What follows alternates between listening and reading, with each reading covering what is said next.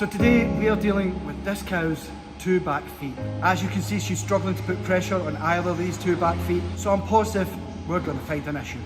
This is the Hoof GP. And I won't let it rush when I see you dance, and the moment comes when I fall and time goes slow.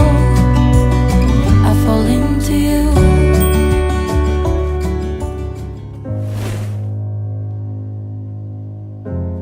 See, this cow is so lame that I'm actually having to push her. She's seriously bad on, I'm thinking both these claws. I'll find out when I get her in the ring. One of her feet are very overgrown. I don't know if that's a bad foot because she seems blue, and the other foot as well. So let's get her in and find out what's going on.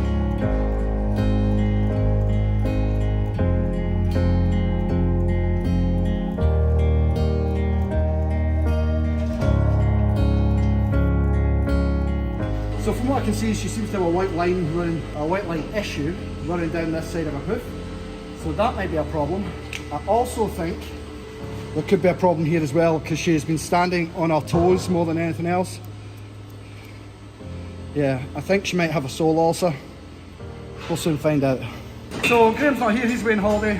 We're trimming by ourselves. And as always, I like Graham to critique my work, so let's get on with it. And unfortunately for you, Craig, critique I will. Craig is absolutely spot on. This is a white line issue, a problem within the white line of this cow's foot, where the outer wall horn meets the sole horn. That junction is very vulnerable to problems, and this cow has not escaped those problems. All that remains to be seen is just how deeply that problem goes, and if Craig can get to the root of the problem.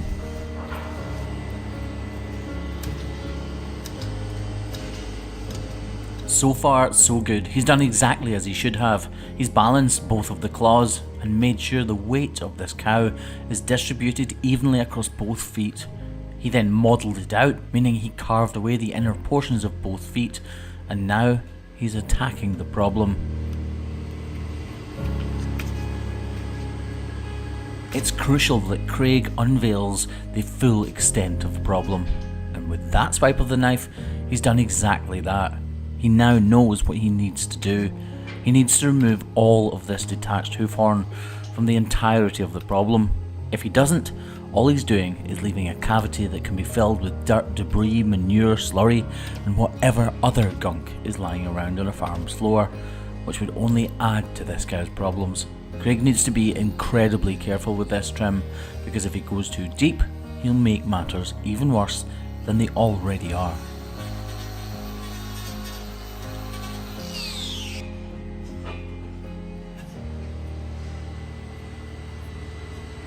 Craig is being extremely clever, switching between the grinder and the blade of his knife. The hoof wall horn that he's trimming away right now is exceptionally difficult to trim with a knife, or at least it is if you want to trim with any great accuracy. These grinders become an extension of ourselves. We use them day in, day out, for hours upon hours.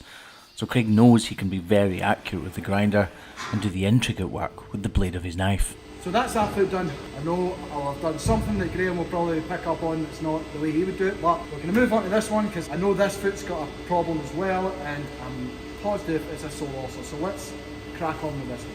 Even being able to determine a cow's problem before actually trimming a cow's hoof is a skill in itself. So let's hope Craig is right. And sure enough, he is. I was never in doubt. Were you?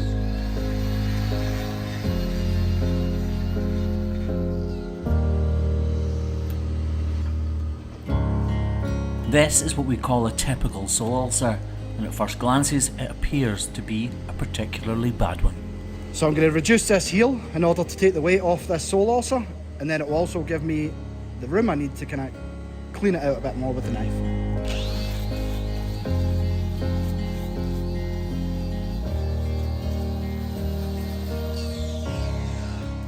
Really, the true measure of whether this is a successful hoof trim or not is whether or not the cow is more comfortable after she leaves the crush. It doesn't really matter what it looks like on the bottom. The true aim of hoof trimming is to increase functionality, and increase the comfort of the animal above this hoof. So if Craig manages to do that, it's mission complete. From where I'm sitting, this is a very professional hoof trim. Craig's removed all of the loose and detached hoof horn, he's removed the problematic parts of the hoof, and he's put all of the weight onto the good claw, so this cow should be much more comfortable. After understandably a very cautious first few steps, she begins to find her feet and understand that there is less pain there than there was a few moments ago. So I would say that was a I'm stumbling all the time. So I would say that was a success. All in all, I think it went brilliant. So critique away, Graham. Let me know what you think. Catch you later, guys.